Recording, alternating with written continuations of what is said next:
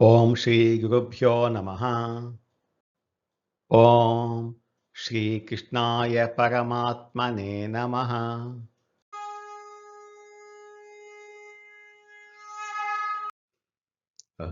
భగవద్గీత మోక్ష సన్యాస యోగంలో ఈరోజు మనం 38, 39 శ్లోకాలను తెలుసుకుందాము. ఇంతకు ముందు శ్లోకంలో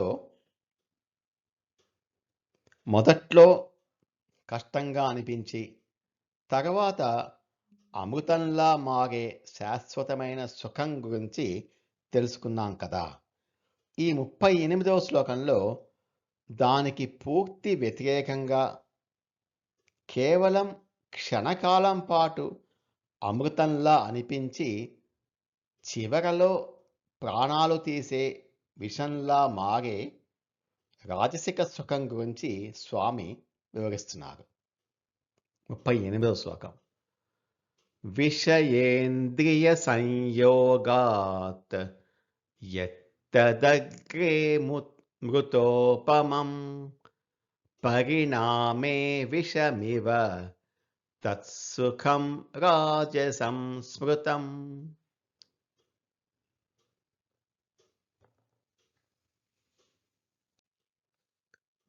ప్రపంచంలోని భౌతిక ఆకర్షణలు మనల్ని ఎలా బోల్తా కొట్టిస్తాయో వివరిస్తున్నారు.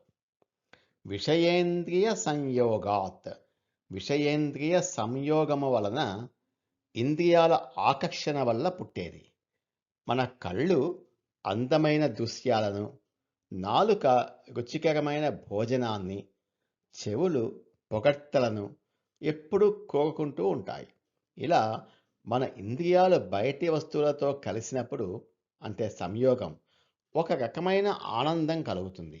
ఇది ఆత్మకు సంబంధించింది కాదు, కేవలము శరీరానికి మాత్రమే పరిమితమైనటువంటి భౌతిక సుఖం.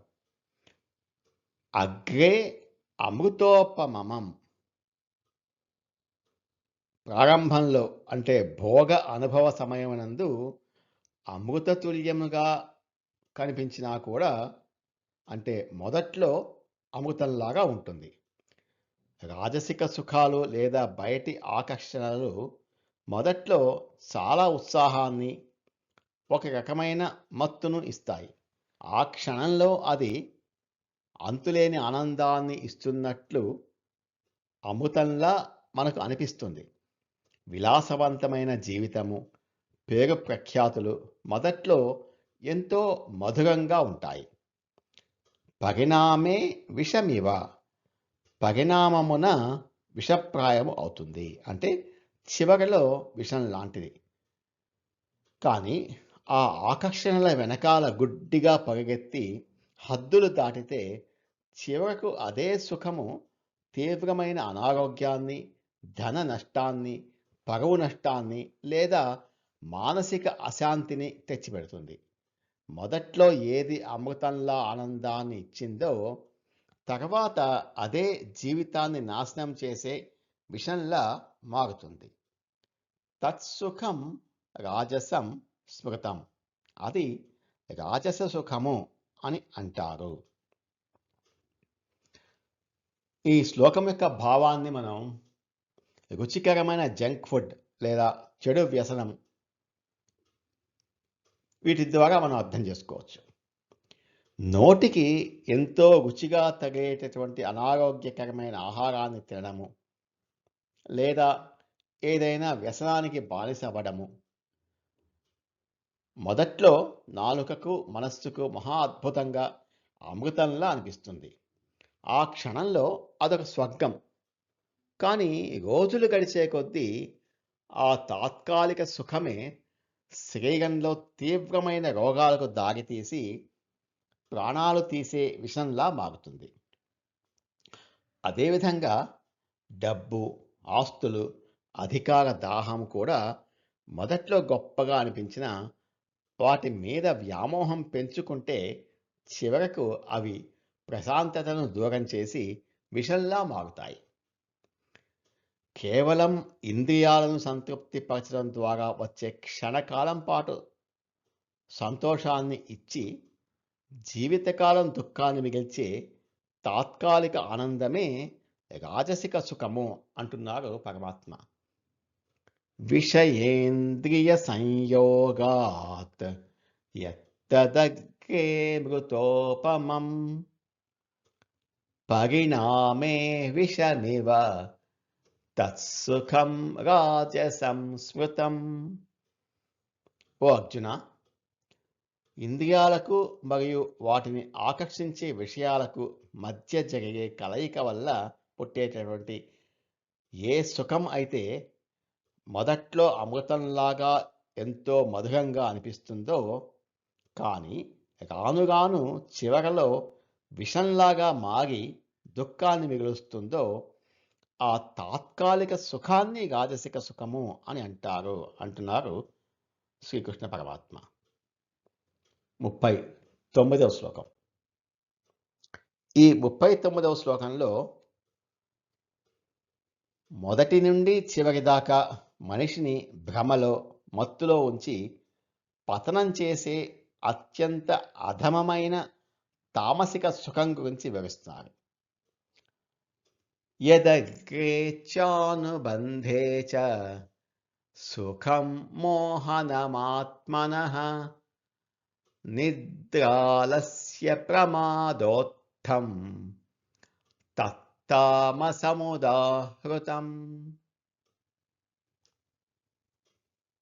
తమోగుణంలో ఉన్న వ్యక్తి ఆనందం ఎంత వినాశకరంగా ఉంటుందో వివరిస్తున్నారు.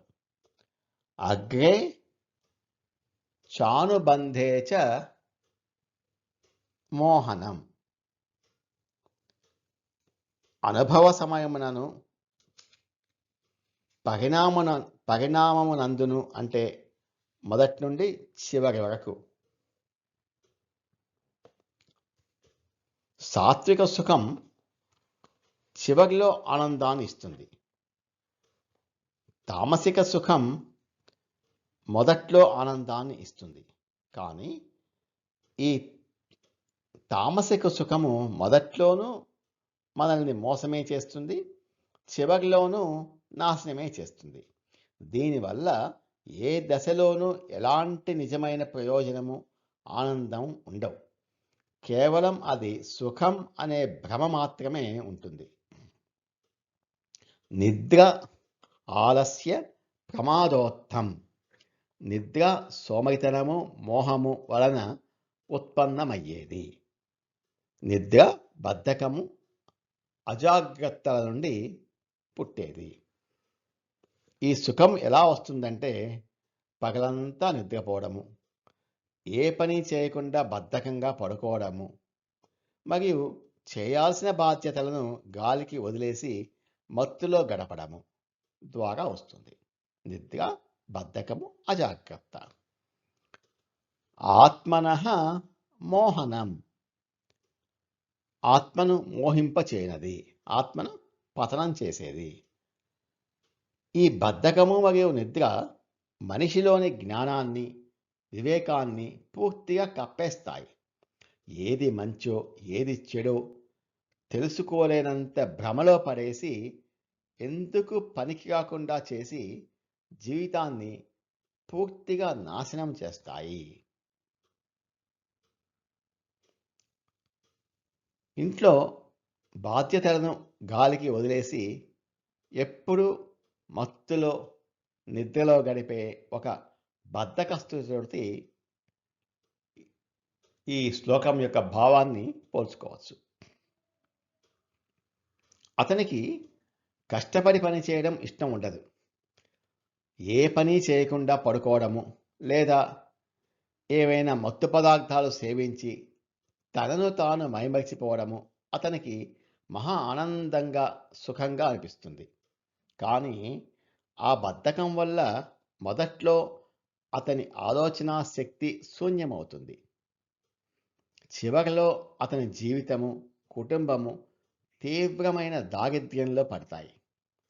మొదటి నుండి చివరి దాకా అది అతడిని అంధకారంలోకి నెట్టే భ్రమలాంటి సుఖమే. ఇదే పక్కా తామసిక సుఖము అంటున్నారు పరమాత్మ. వివేకాన్ని కోల్పోయి అజ్ఞానంలో మునిగిపోయి కేవలం అతినిద్ర, బద్ధకము మరియు బాధ్యతారాహిత్యం ద్వారా పొందే భ్రమలాంటి ఆనందమే అత్యంత అధమమైన తామసిక సుఖము అంటున్నారు శ్రీకృష్ణ పరమాత్మ.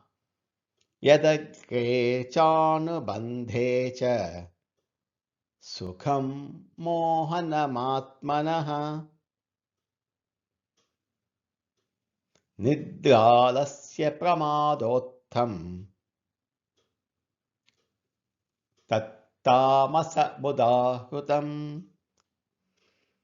ఓ అర్జున, ఏ సుఖమైతే ప్రారంభంలోనూ ఆ తర్వాత భవిష్యత్తులోనూ కూడా, అంటే మొదటి నుంచి చివరి దాకా ఆత్మను భ్రమలో ముంచెత్తుతుందో, మరియు ఏ సుఖము నిద్ర, బద్ధకము, ఏమగపాటు అంటే ప్రమాదం నుంచి పుడుతుందో దానిని తామసిక సుఖము అని అంటారు అంటున్నారు శ్రీకృష్ణ పరమాత్మ.